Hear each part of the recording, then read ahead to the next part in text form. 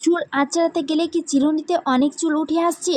চুল কি আগের মতো ঘন ও সুন্দর লাগছে না? তাহলে আজকের ভিডিওটা একবার শেষ পর্যন্ত দেখুন, কারণ আজ আমি আপনাদের সঙ্গে শেয়ার করব কিভাবে আমি বাড়িতেই খুব সহজ কয়টা উপকরণ দিয়ে নিজের হাতে একটা ঘরোয়া হেয়ার অয়েল তৈরি করছি। এর জন্য আমার লাগছে না কোনো দামি জিনিস, আমাদের বাড়িতেই থাকা কয়েকটা সাধারণ উপকরণই যথেষ্ট। আজ আমি ব্যবহার করছি পেঁয়াজ, কালজিরা, মেথি, লবঙ্গ আর সরষের তেল। আর সবচেয়ে গুরুত্বপূর্ণ বিষয় হলো, শুধু উপকরণই জানলেই হবে না, কোনটা আগে দেব কোনটা পরে দেব, কিভাবে কম আঁচে তেলটা তৈরি করব সেটাও আমি পুরোটা স্টেপ বাই স্টেপ দেখাবো।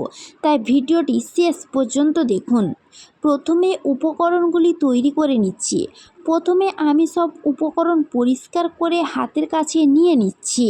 এখানে আমি নিচ্ছি একটা মাঝারি সাইজের পেঁয়াজ, এরপরে নিচ্ছি 1 চামচ মেথি, তারপরে 1 চামচ কালজিরা, এরপর কয়েকটা লবঙ্গই যথেষ্ট। আর সব কিছুর জন্য ব্যবহার করছি প্রায় 1 কাপ সরিষার তেল। পরিমাণটা আপনার প্রয়োজন অনুযায়ী কম বেশি হতে পারে, তবে প্রথমবার বানালে অল্প পরিমাণে বানিয়ে ব্যবহার করা ভালো। প্রথমে পেঁয়াজটি নেবে। প্রথমে পেঁয়াজটা ভালো করে ধুয়ে পরিষ্কার করে নিচ্ছি। এরপরে পেঁয়াজটা ছোট ছোট করে কুচি কুচি করে কেটে নিচ্ছি। খুব বড় টুকরো করে রাখলে হবে না, কারণ ছোট করে কাটলে রান্নার সময় পেঁয়াজটা তেলের সঙ্গে ভালোভাবে মিশবে। এবং পেঁয়াজটা আপাতত এক পাশে রেখে দিচ্ছি। তারপরে নিচ্ছি মেথি, তারপরে এবার আমি নিয়ে নিচ্ছি মেথি, তারপরে কালজিরা, তার সঙ্গে কয়েকটা লবঙ্গ।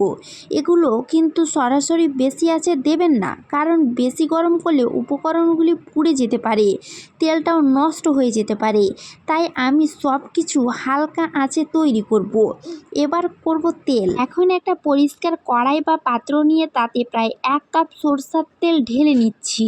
এখন চুলোটা একদম কম আঁচে রাখছি। তেলটা একটু গরম হতে শুরু করলেই এর মধ্যে একে একে আমাদের উপকরণগুলি দেব। প্রথমেই দিচ্ছি মেথি, এরপর দিচ্ছি কালজিরা, তারপরে কয়েকটা লবঙ্গ।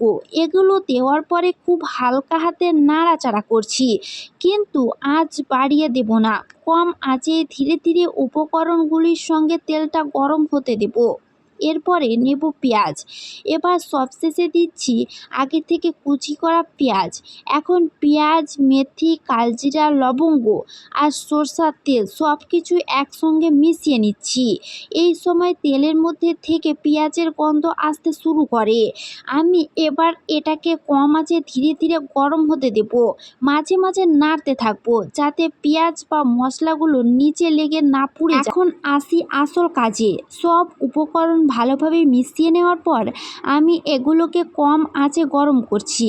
বন্ধুরা, এখানে তাড়াহুড়ো করা যাবে না। বেশি আঁচে দিয়ে দ্রুত বানানোর চেষ্টা করলে পেঁয়াজ, মেথি, লবঙ্গ পুড়ে যেতে পারে।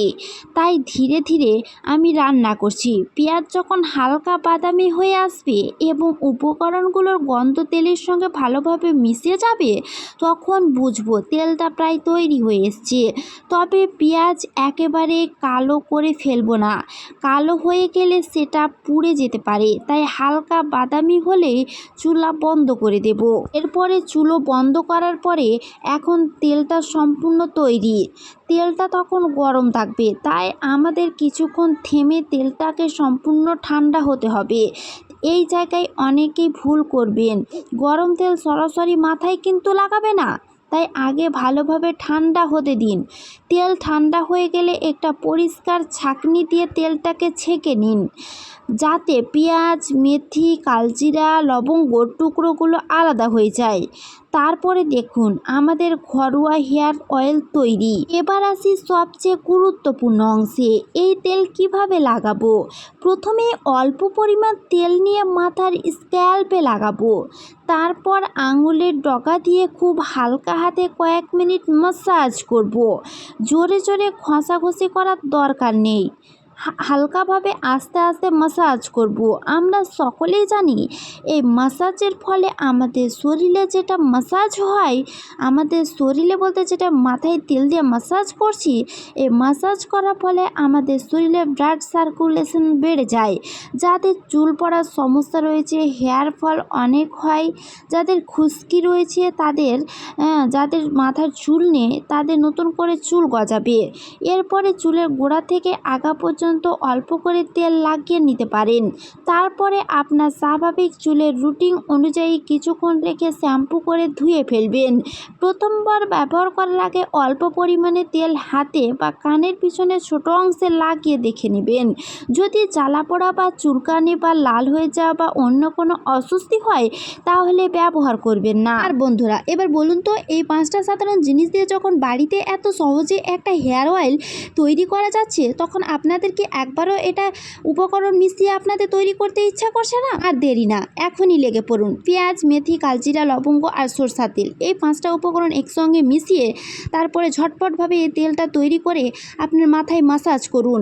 মাথায় ম্যাসাজ করার পরে 2 দিন ব্যবহার করার পরে দেখতে পাবেন চুল অনেকটাই নরম, মসৃণ, স্বাস্থ্যকর দেখাচ্ছে আর চুল অনেকটাই ঘন, কালো, সুন্দর দেখাচ্ছে। এটা শুধুমাত্র একটা তেল না, এটা চুলের খাবার, প্রোটিন, ঘুম এবং স্ক্যাল্পের যত্ন। তো বন্ধুরা, আর দেরি না করে এই ঘরোয়া 5টি উপকরণ নিয়ে এখনই বসে পড়ুন। তারপরে তৈরি করে নিন তেলটা। তারপরে 2 দিন এই তেলটা বানানোর পরে যখন মাথায় ম্যাসাজ করবেন, তখন আপনার চুল দেখে আপনি নিজেই বুঝতে পারবেন। শুধুমাত্র এটি চুলের যত্নে না বন্ধুরা, আপনার ঘুম পেতেও সাহায্য করবে। যাদের ঘুমের প্রবলেম আছে তারা যদি 2 দিন এভাবে ম্যাসাজ করেন, আপনার মাথা দেখবেন পুরো ঠান্ডা হয়ে গেছে, ক্লান্তি দূর হয়ে গেছে, অনেকটা আরাম লাগবে, ঘুম বেশি হবে। আশা করি ভিডিওটা দেখে অনেকেই বুঝতে পেরেছেন কিভাবে কি তৈরি করতে হবে, কিভাবে ম্যাসাজ করতে হবে মাথায়, সম্পূর্ণ আশা করি বুঝতে পেরেছেন। আর ভিডিওটা যদি আপনাদের ভালো লেগে থাকে একটা লাইক দিন। আপনাদের পরিচিত যাদের চুলের যত্নের ভিডিও ভালো লাগে তাদের সাথে শেয়ার করুন। আর এমন হেলথ টিপস ভিডিও পেতে অবশ্যই চ্যানেলটা সাবস্ক্রাইব করে পাশে থাকুন। তাহলে আজই রান্নাঘরের এই সাধারণ উপকরণগুলি দিয়ে নিজের হেয়ার অয়েল নিজেই তৈরি করে ফেলুন। আবার দেখা হবে পরের ভিডিওতে। আর বন্ধুরা, আপনারা যদি কোনো টপিকে ভিডিও জানতে চান তাহলে অবশ্যই আমার কমেন্ট বক্সে লিখে জানাবেন।